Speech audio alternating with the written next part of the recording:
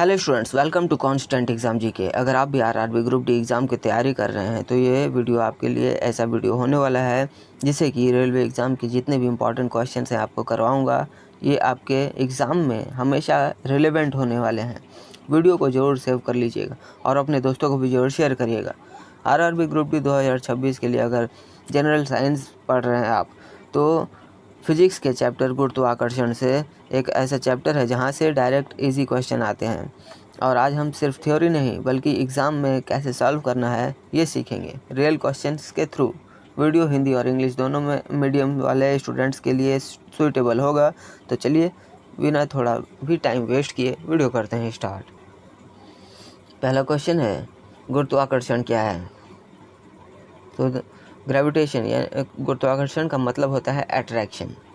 मतलब दुनिया का हर ऑब्जेक्ट दूसरे ऑब्जेक्ट को अपनी तरफ खींचता है, जैसे अर्थ हमें अपनी तरफ खींचती रहती है।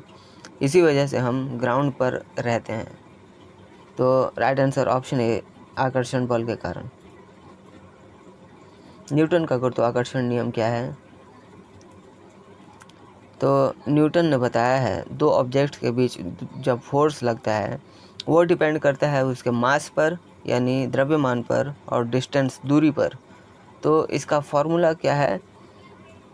F=G m1m2/r2। तो फाइनल आंसर होगा ऑप्शन बी। ये ग्रेविटेशन का नियम के हिसाब से ये बनाया गया है। ये इस पर मान आप पुट करके इस पर जब भी न्यूमेरिकल क्वेश्चंस आएंगे तो इस पर आप मान पुट करके इसका आंसर पा सकते हैं। नेक्स्ट क्वेश्चन है, जी क्या है?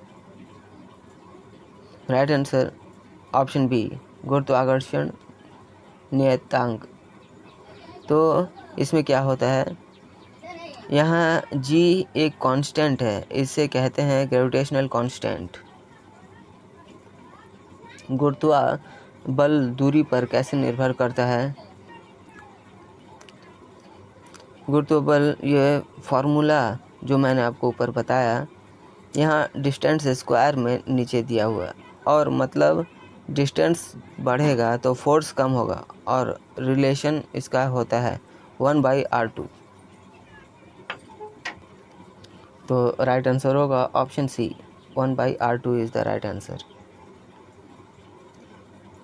जी का मान क्या है? 9.8 मीटर पर second square. Option A, sorry देखिए, लेकिन एग्ज़ाम में इजी कैलकुलेशन के लिए भी 10 मीटर पर सेकंड स्क्वायर भी दे सकता है। तो जब एक साथ दोनों ही होंगे एग्ज़ाम में आपके तो बोथ मारिएगा आंसर। लेकिन जब ये वाला, जी हाँ, ये वाला 9.8 मीटर पर सेकंड स्क्वायर दिया होगा तो आपको इसी को टिक करना है और बोथ का ऑप्शन नहीं दिया होगा। और ऑप्शंस में 9.8 मीटर पर सेकंड स्क्वायर और 10 मीटर पर सेकंड स्क्वायर होगा तो आपको ऑप्शन नंबर ए ही मारना होगा राइट आंसर। ठीक है, यही एग्जैक्ट मान है जी का मान। भार क्या है?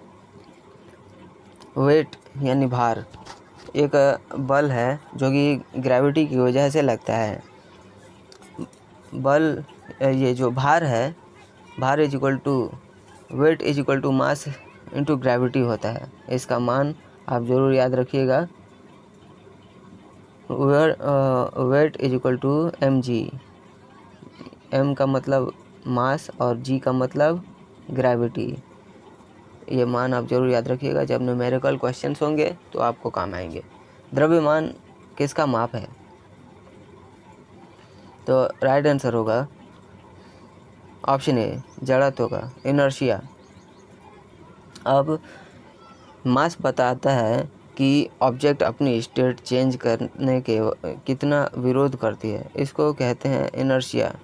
जितना मास ज़्यादा होगा उतना इनर्शिया ज़्यादा होगा। चंद्रमा पर वजन कैसा होता है? तो राइट आंसर होगा ऑप्शन बी, कम होता है। मून पर ग्रेविटी अर्थ से कम होती है। अर्थ पर G = सर्वांगसम 10 और मून पर, अगर इसका मतलब कहने का ये है कि अगर अर्थ में 10 किलोग्राम का कोई ऑब्जेक्ट या वस्तु है तो वो मून पर 1/6 हो जाएगा। नेक्स्ट क्वेश्चन है,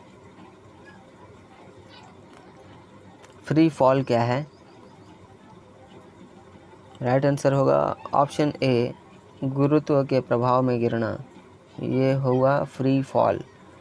जब कोई ऑब्जेक्ट सिर्फ ग्रेविटी के इफेक्ट में गिरता है और कोई एक्सटर्नल फोर्स नहीं लगता है तो उसे फ्री फॉल कहते हैं। वेटलेसनेस कब होती है?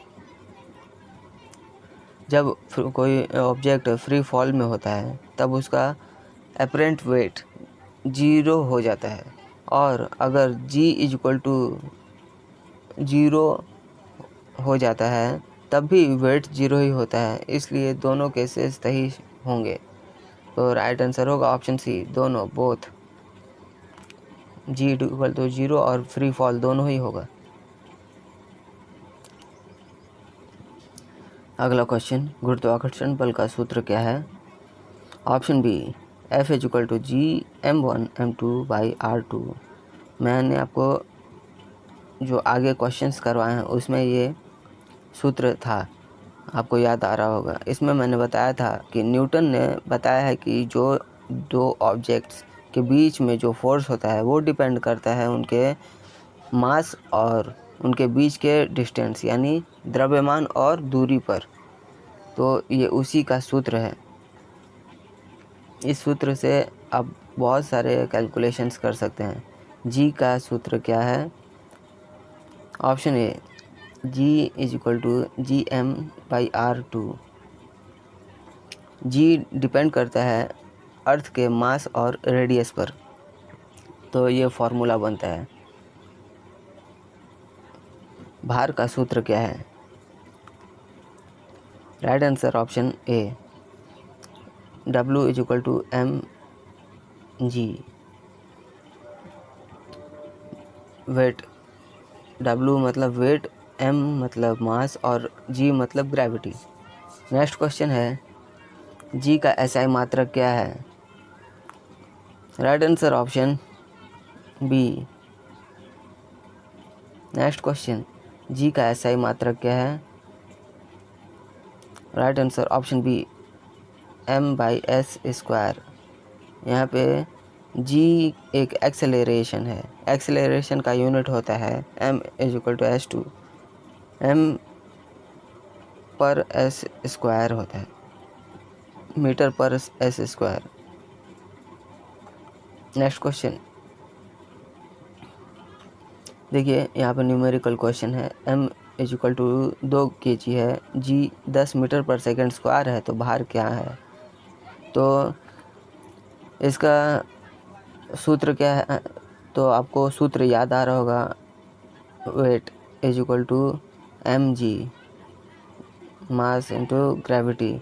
इस पर आप अगर सारे पॉइंट्स को पुट करते हैं तो आपका आंसर निकल कर आ जाएगा। और जितने भी आंसर निकल कर आएंगे आप हमें ज़रूर कमेंट बॉक्स में क्वेश्चन नंबर बोलकर आप हमें ज़रूर कमेंट में बताइएगा कि आंसर कितना हुआ। ये आपका होमवर्क रहेगा जितने भी न्यूमेरिकल क्वेश्चंस हो रहे हैं। इस क्वेश्चन में देखिए, m = 5 kg मास और G 10 है, तो वेट क्या है?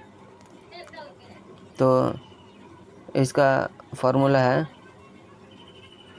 W = mg। इस फॉर्मूला पर आप बना सकते हैं इस क्वेश्चंस का आंसर। यदि द्रव्यमान 2 गुना हो जाए तो वजन पर क्या प्रभाव पड़ेगा? तो ये डबल हो जाएगा। Option B is the right answer. चंद्रमा पर वजन कितना होता है? 1/6। मैंने आपको पिछले टॉपिक्स में भी ये क्वेश्चंस लगभग करवा दिए थे, और इन चैप्टर में भी काफ़ी सिमिलर क्वेश्चंस भी मिल रहे हैं आपको। तो आप अगर आपने पिछले टॉपिक्स देखा है तो आपको ये टॉपिक करने में बहुत ही आसानी हो रही होगी। नेक्स्ट क्वेश्चन देखिए,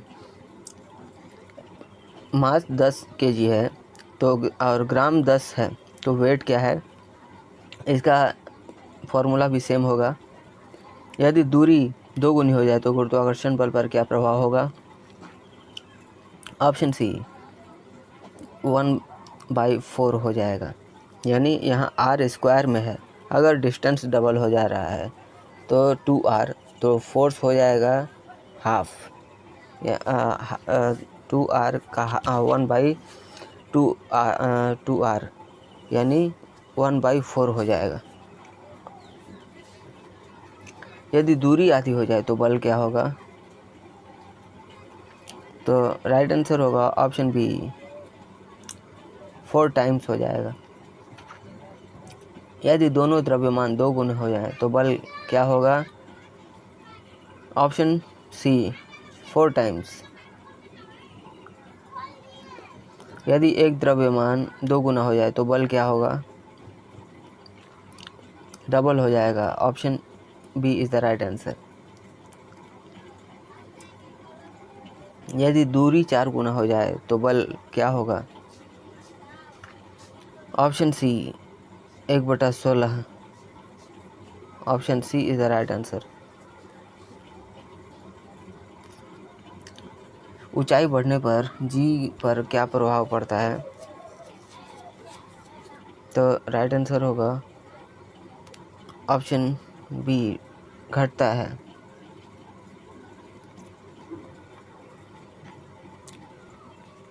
गहराई बढ़ने पर जी पर क्या प्रभाव पड़ता है? तो ऑप्शन बी डिक्रीज होता है, घटता है। पृथ्वी के केंद्र जी का मान क्या है?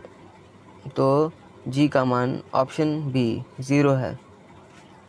वहाँ ना ही गुरुत्वाकर्षण बल है और ना ही दबाव है। पृथ्वी की सतह पर जी कहाँ स्थित होती है? एकदम सेंटर। ऑप्शन बी सरफेस पे। Option B. यदि जी कम हो जाए तो वजन पर क्या प्रभाव पड़ेगा? घट जाएगा। Option B. अगर जी कम हो जाए तो वेट भी कम हो जाएगा।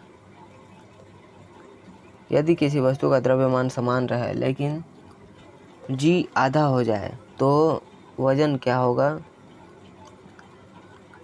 ऑप्शन सी हाफ हो जाएगा। यहाँ मास सेम है, जी हाफ हो जाएगा तो वेट भी हाफ हो जाएगा। यदि पृथ्वी का द्रव्यमान बढ़ जाए तो जी पर क्या प्रभाव पड़ेगा? राइट आंसर होगा ऑप्शन बी इंक्रीज होगा। नेक्स्ट क्वेश्चन, यदि पृथ्वी का रेडियस बढ़ जाए तो जी का प्रभाव क्या होगा?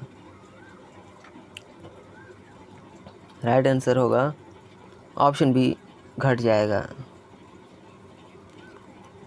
सो स्टूडेंट्स, ये थे हमारे जितने भी इम्पोर्टेंट क्वेश्चन हैं उन सभी को मैंने इस वीडियो में कवर किया है गुरुत्वाकर्षण चैप्टर से रिलेटेड।